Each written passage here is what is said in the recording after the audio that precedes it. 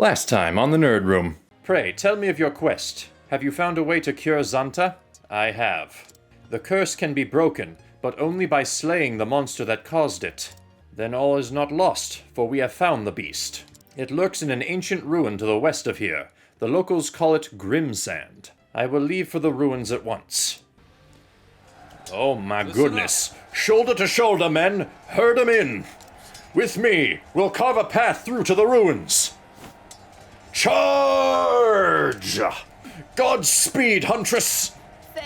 Aye, thou hast my gratitude. Take care, Honnet, and may your arrows fly true. Yeah, same to you, Eliza. So yeah, let's see exactly what we're dealing with.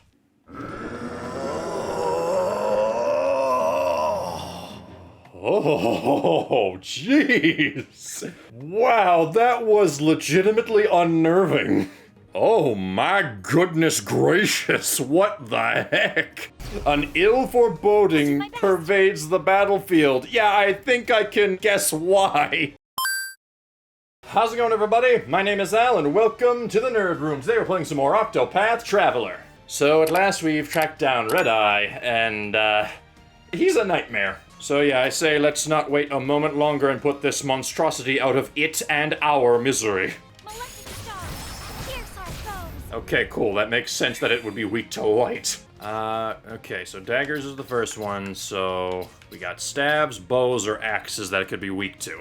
So yeah, let's hit it with a staff and see if that works. Yes! Okay, perfect. Let's go for bows. Here we go! Yes! Perfect! Okay, nice. Now all, okay, cool. Basic attack wasn't too bad. But yeah, now all Cyrus has to do is analyze it, and we have all 5 of its weaknesses. Oh yeah, and how much health it has. I gotta remember to look at that. Okay. Okay, so it's got a little over 100,000 health. That is not as... Dagnabbit, it swapped its weaknesses! Ye prick! But yeah, it doesn't have as much health as I thought it would. I thought we were gonna jump into like the 150 health range, but I can deal with that. Although I guess I haven't seen a whole lot of what this thing's got up its sleeve, so I better brace myself for the worst.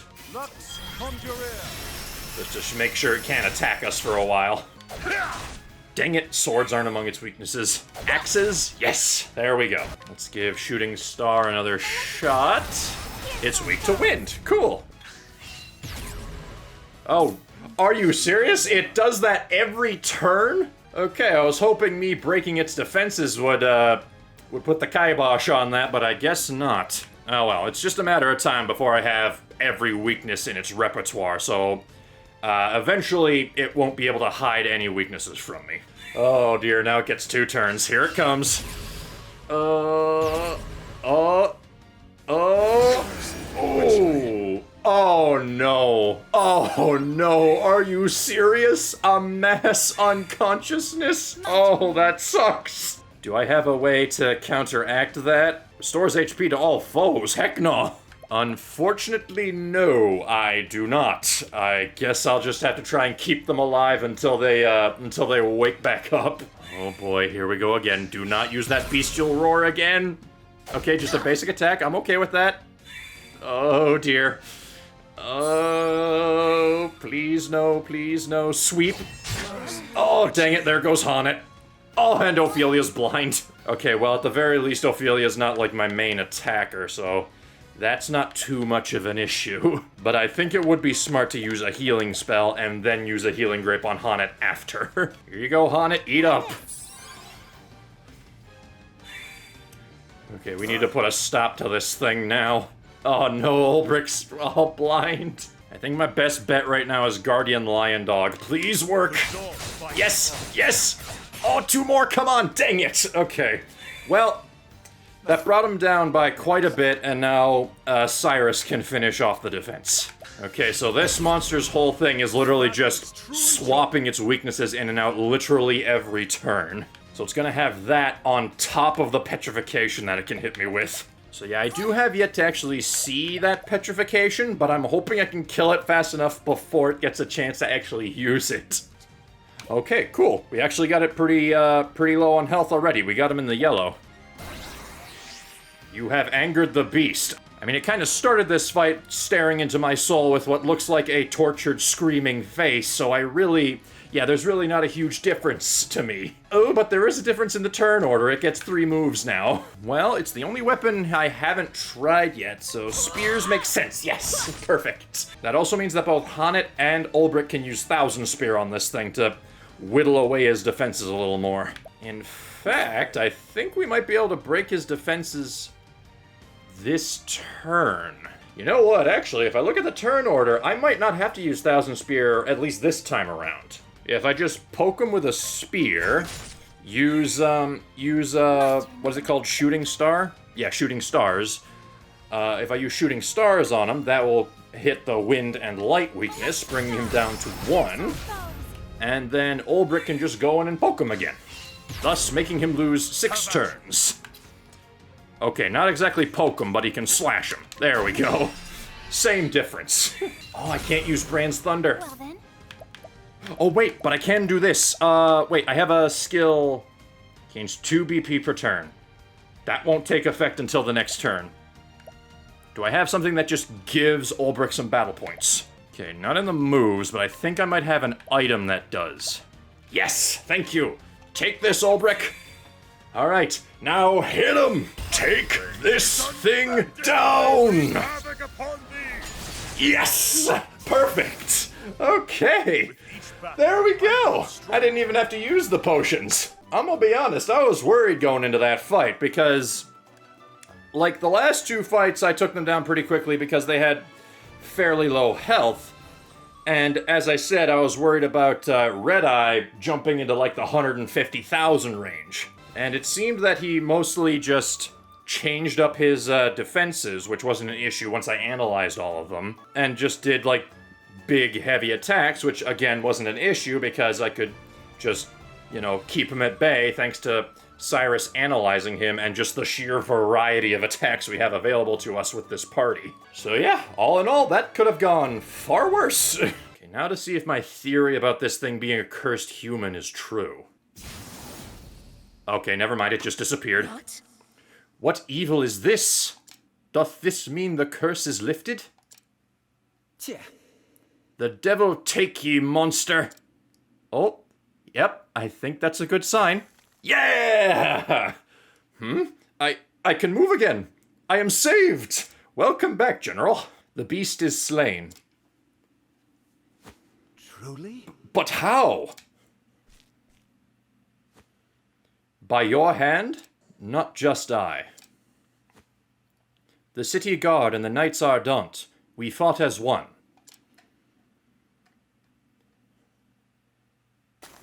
There we go.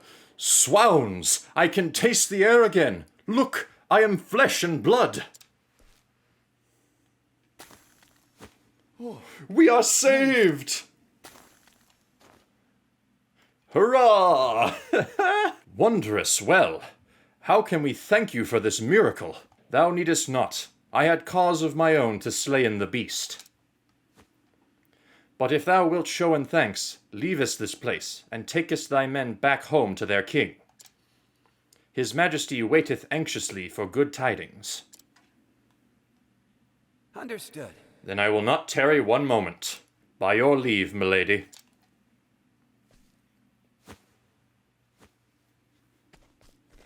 Alright, I suggest we get out of here too. The curse is broken, but hath Master been saved? Well, I'd say the sample size of those Marceline guards, that's leaning towards yes. Behold, my fellows! Honnet the Huntress, Slayer of Redeye, has returned! Oh shit, I'm getting a hero's welcome. Yeah, alright. Feels good. General Lenar tells me of your exploits. You have slain the menace. You saved my poor men and our city. You are our savior, and we are forever in your debt. What I did was for my own avail. Perhaps so, Huntress. Yet grateful we remain. I would like to propose a banquet in your honor. But alas, I divine that you will not tarry here with us. I cannot, Highness. I must see with mine own eyes if my master hath been freed from the curse. Of course. General Lennar. Sire, my men are ready to escort the Huntress at your command.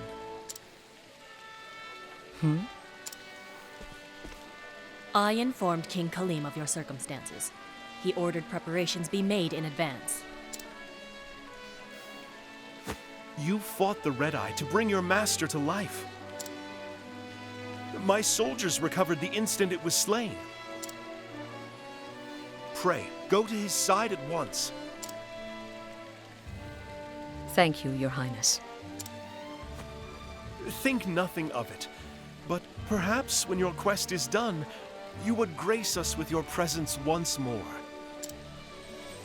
And then we may throw the banquet you deserve. You honor me. I hope that day shall come soon. Yeah, it sounds delicious.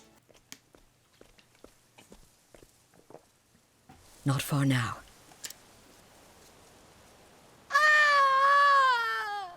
Uh-oh.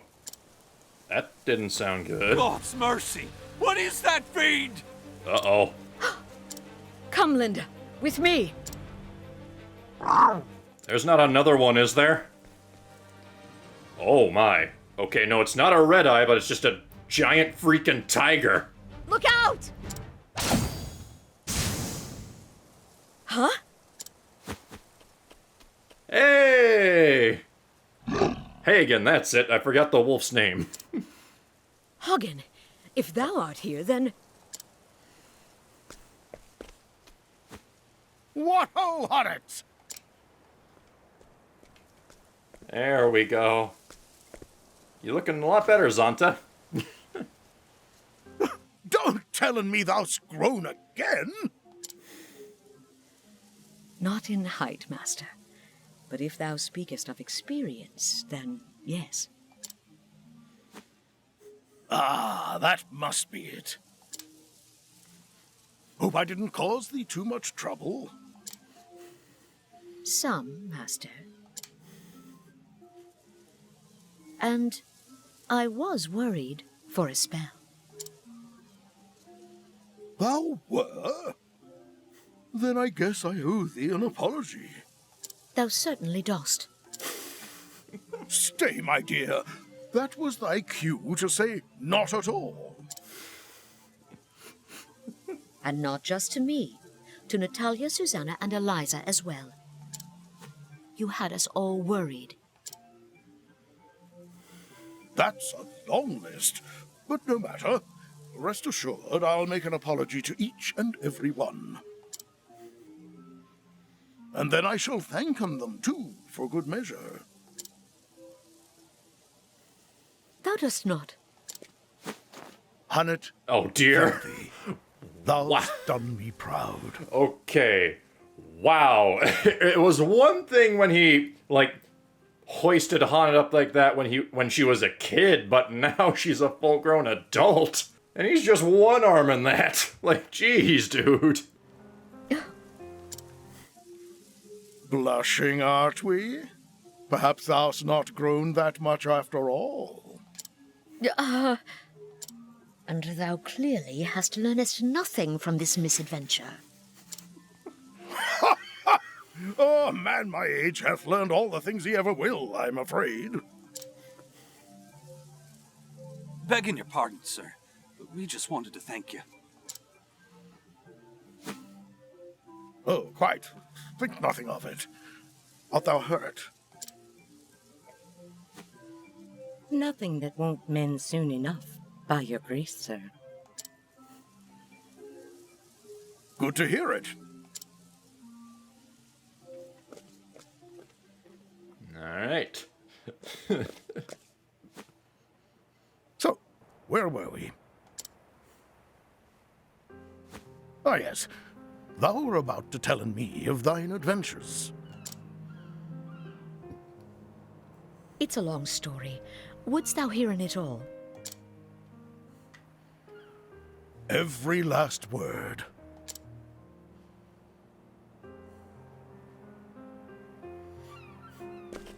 Alright. And they're off.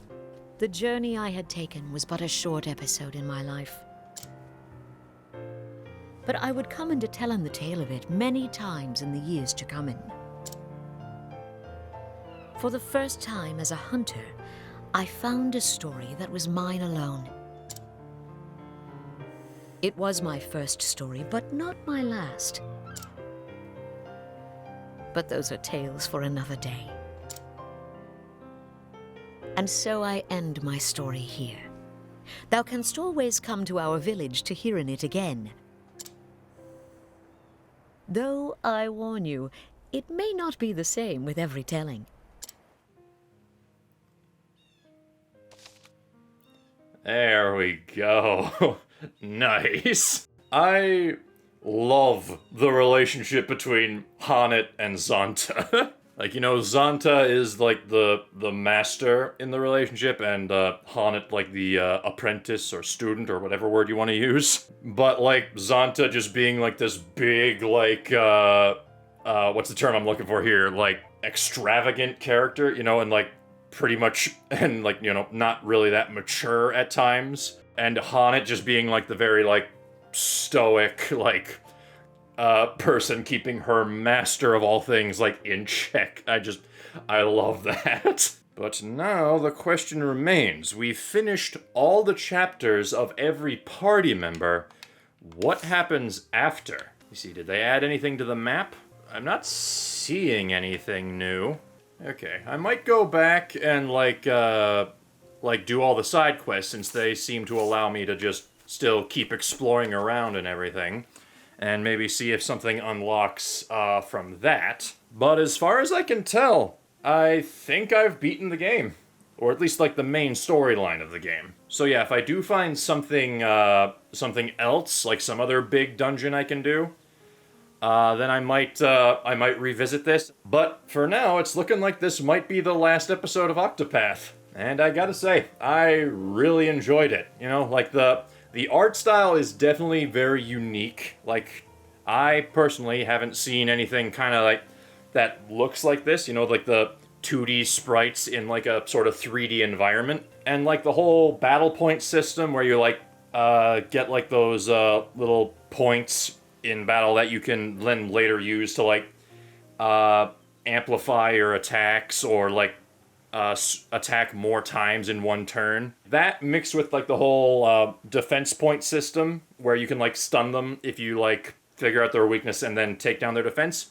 I like that. That was a nice take on the turn-based combat. And I feel like they made really good use of it with like all their boss fights, you know? Like they all some of them, there was a little overlap here and there, obviously, but for the most part, all of the bosses had like unique traits that you had to overcome. Like some of them would cover their weaknesses until you've dealt with their minions, for example, or others would like the Redeye, for example, shift around their weaknesses, so you'd have to think on the fly a little more. And all in all, it was a good combat system.